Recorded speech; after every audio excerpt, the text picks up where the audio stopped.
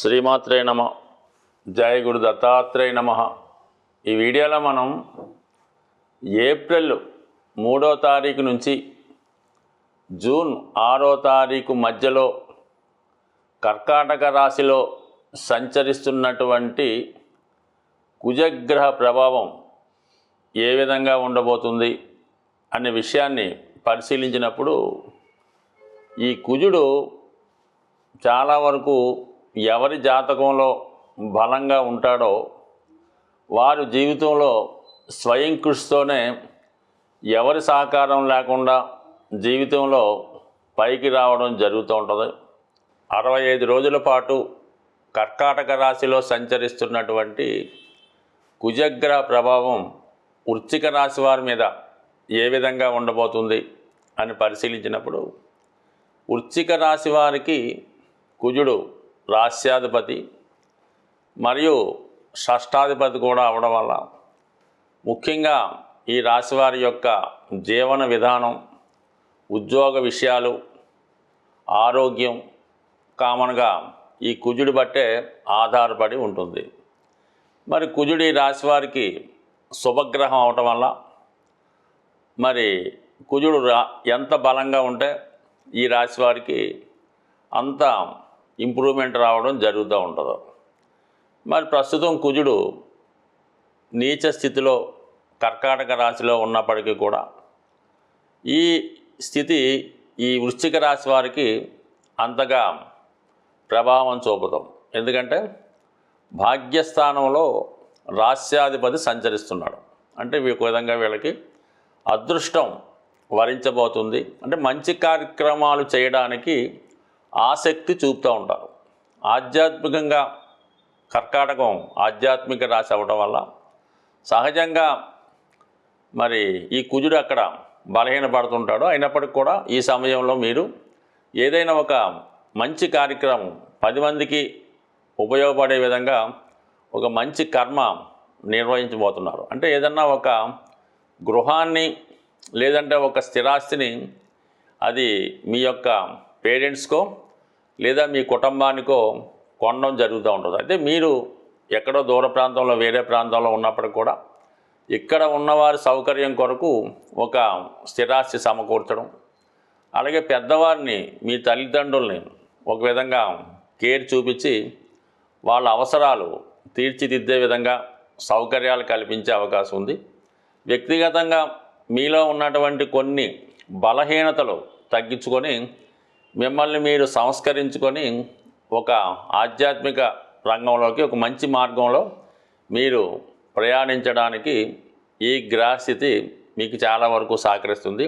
అంటే అప్పటి వరకు మీలో ఉన్నటువంటి కోపం అనొచ్చు, ఈ లోపగుణం అనొచ్చు, ఏదన్నా ఒక ఈ నెగిటివ్ ఎనర్జీస్ ఇవన్నీ కూడా తగ్గి ఇవన్నీ మీరు తగ్గించుకొని ఒక మంచి ఆధ్యాత్మికవేత్తగాను ఒక ప్రశాంతమైనటువంటి యోగి మాదిరిగా ఎటువంటి కోపతాపాలు లేకుండా ఈర్ష, అసూయ, ద్వేషాలు లేకుండా ఒక సాధారణ వ్యక్తిగా మారడానికి ఇది మీకు సహకరించి ఉండదు. అంటే మీరు ఒక కొత్త వ్యక్తిని చూడబోతున్నారు. మరి ఈ సమయంలో మీరు ఒక స్థిరాస్తిని కొనడం జరుగుతుంది. లేదా చాలా కాలంగా మీ కుటుంబానికి ఉన్నటువంటి రుణాల నుంచి బయటపడే విధంగా ఆ రుణాలన్నీ కూడా తీర్చే అవకాశం ఉంది. అంటే రుణం అంటే కేవలం మీరు ఏదో డబ్బు ఎవరి దగ్గర అప్పు తెచ్చి ఆ రుణం అనుకోకూడదు.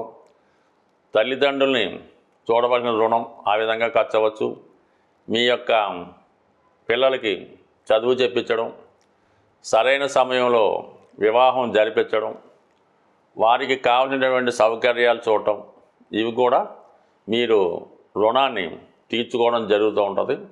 అలాగే మీ యొక్క పితృదేవతలకి పెద్దవారికి పితృకర్మలు చేయడం, వారికి కావాల్సినటువంటి సౌకర్యాలు కల్పించడం, ఇవన్నీ కూడా ఈ రుణం తీర్చుకోవడం కింద వస్తుంది. కాబట్టి ఏదైనా ఒక వ్యక్తి మరు జన్మలో మంచి జీవితం, మంచి లైఫ్ పొందాలంటే ఇప్పుడు ఈ కర్మల ద్వారా, మంచి కర్మల ద్వారా మీరు ఈ రుణ విముక్తి చేసుకుంటే తర్వాత మీకు బెటర్ లైఫ్ వస్తుంది. ఇంకా మనం తర్వాత జన్మ ఉందా లేదా పక్కన పెడితే కనీసం మీ సంతానం మీ కళ్ళ ఎదురుగుండా చాలా గొప్పగా మీకన్నా ఉన్నత స్థాయిలో బ్రతికే విధంగా ఈ గ్రహస్థితి మీకు సహకరించడం జరుగుతూ ఉంటుంది. ఏదైనా గ్రహాలు మనం చేయవలసినటువంటి కార్యక్రమాలని అవి గోచారం ద్వారా మరి తప్పనిసరిగా మన చేత కొన్ని కార్యక్రమాలు చేయించడం జరుగుతూ ఉంటుంది. మరి ఆ కర్మ ఆ రుణం తీయడం తర్వాత ఆ గ్రహం ఇచ్చే ప్రతిఫలం కూడా ఇవ్వడం జరుగుతూ ఉంటుంది. కేవలం ఈ గ్రహాలు శివుని యొక్క అంటే మీరు ఎవరిని అనుకున్నా పర్లేదు, వారి యొక్క ఆజ్ఞ ప్రకారం మానవుణ్ణి మంచి కర్మల వైపు ప్రయాణించే విధంగా అవి సహకరిస్తూ ఉంటాయి. ఆ చెడు కర్మ తొలగిన తర్వాత మంచి ఫలితం జాతకుడికి ఇవ్వడం జరుగుతూ ఉంటుంది. అంటే ఇదంతా వృశ్చిక రాశి వారికి ఎందుకు చెప్పవలసిందంటే, ఇది వృశ్చిక రాశే సహజంగా అష్టమ రాశి. ఈ రాశి ఒక మరణం లాంటిదే. ఈ రాశిలో ఉన్నటువంటి గ్రహం బాగా కష్టపడిన తర్వాత పూర్తిగా పరివర్తన తర్వాత మార్పు రావడం జరుగుతుంటుంది. ఈ రాశిలో లగ్నంతో ఏ సంబంధం లేదు. ఎవరి జన్మజాతకంలో అయినా వృశ్చిక రాశిలో ఒక గ్రహం ఉంటే ఆ గ్రహం చాలా స్ట్రగుల్ పడిన తర్వాత పూర్తిగా మార్పు వచ్చి దాని నుంచి బయటపడడం జరుగుతూ ఉంటుంది. కాబట్టి ఒక విధంగా ఇది ఈ అష్టమ స్థానాన్ని రంధ్రస్థానం అంటారు. అందులో ఏం జరుగుతుంది అన్నది గత జన్మను బట్టి ఆధారపడి ఉంటుంది తప్ప ఏదైనా ఈ వృశ్చిక రాశి వారు జీవితం సాధించాలంటే ఒక పెద్ద యుద్ధమే చేయవలసి ఉంటుంది. కుజుడితో పాటు రవిగ్రహం కూడా బలంగా ఉంటేనే కుజుడు ఇంకా తన యొక్క ఫలితాన్ని చాలా పవర్ఫుల్గా ఇవ్వడం జరుగుతూ ఉంటుంది. అంటే ఒక రాజ్యంలో రాజు ఎంత బలవంతుడై ఉంటే ఈ సైన్యాధ్యక్షుడు కూడా అంత పవర్ని కలిగి ఉంటాడు. కాబట్టి కామన్గా ఈ కుజుడు రవి యొక్క బలాన్ని బట్టి జాతకంలో పనిచేయడం జరుగుతూ ఉంటుంది. జాతకుడికి కానీ ఎవరికైనా అశాంతికి కారణాలు కామ, క్రోధ, లోభాలని వీటి వల్లే ప్రతి ఒడు అశాంతికి లోనవుతుంటాడు. అయితే కామానికి శుక్రుడు కారణమైన అతి కామానికి కుజగ్రహం కారణం అవుతూ ఉంటాడు. అంటే కామం అంటే ఒకే అర్థం కాదు. ఏదైనా సంపాదన, ఎసెట్ సంపాదించుకోవడం, ధనం సంపాదించడం ఇవన్నీ కూడా దాని కిందకే రావడం జరుగుతూ ఉంటుంది. లోభం అన్నది ఏంటంటే అది పిసనారితనం. మనం ఇవ్వడం తప్పనిసరిగా ఉన్నప్పటికీ కూడా పక్కవాడి చేత కూడా ఖర్చు పెట్టకుండా మనము ఖర్చు పెట్టకుండా పొదుపుగా వాడడం లోభం అన్నది చాలా వరకు కూడా కారణం అవుతుంటుంది. దానికి బుధుడు కారణం అవుతూ ఉంటాడు. ఎక్కువగా క్రోధం, దాన్నే కోపం అంటూ ఉంటారు. ఈ కుజుడు జాతకంలో బలహీనంగా ఉన్న పాపగ్రహాలతో కలిసి ఉన్న క్రోధం కారణంగా, అతి కోపం కారణంగా చాలా వరకు తను సంపాదించినటువంటి పుణ్యాన్ని, మంచి పేరుని, ధనాన్ని, ఆస్తిని కోల్పోయి చాలా వరకు పతనావస్థకి వెళ్ళడానికి కారణమవుతుంటారు. ఇది కామన్గా ఈ క్రోధం ఎక్కువ అవడం వల్ల అటు మహాభారతంలో ఈ దుర్యోధనుడు అవ్వచ్చు, అలాగే రావణాసురుడు అవ్వచ్చు, ఈ విధంగా ప్రముఖ ఈ వీళ్ళంతా కూడా ఈ రాక్షస వర్గానికి చెందినటువంటి రావణాసురుడు, అలాగే కంసుడు, బలిచక్రవర్తి వీళ్ళంతా కూడా ఈ క్రోధం కారణంగా మరి వాళ్ళు మంచి వాని చేతిలో మరణం పొందినప్పుడు కూడా అది ఒక విధంగా మనకి ఒక మెసేజ్ లాగా చెప్పడం జరుగుతూ ఉంటుంది. అందువలన కుజుడు జాతకంలో ఉన్నప్పటికీ ఏ స్థితిలో ఉన్నా దాన్ని జాగ్రత్తగా యూటిలైజ్ చేసుకోవడం వలన ఒక క్రమశిక్షణతో దాన్ని వాడుకోవలసి ఉంటుంది. ఏది కూడా అతి అన్నది ఎప్పుడూ మంచిది కాదు. కానీ కంపల్సరిగా ఒక జాతకుడు స్వతంత్రంగా ఎవరి మీద ఆధారపడకుండా నిలబడాలన్నా, తన యొక్క జీవితానికి సరిపోయినటువంటి ధనం, ఆస్తి సంపాదించుకోవాలన్నా, తన వారికి లోటు లేకుండా చూడాలన్నా, ముఖ్యంగా వివాహ జీవితం సంపూర్ణంగా ఆనందంగా ఉండాలన్నా అటు ఆడవారి జాతకంలోనూ ఈ మగవారి జాతకంలో కూడా సోకాళ్ళగా వివాహ పొంతను చూసినప్పుడు ఈ కుజుని యొక్క అంటే దాన్నే కుజదోషం అంటూ ఉంటారు. కుజుడు ఉన్న స్థానాలను బట్టి ఇద్దరికి వివాహ పొంతన ఉన్నదా లేదా అన్నది కూడా మెయిన్గా కుజగ్రహ స్థితిని బట్టే పరిశీలించడం జరుగుతూ ఉంటుంది.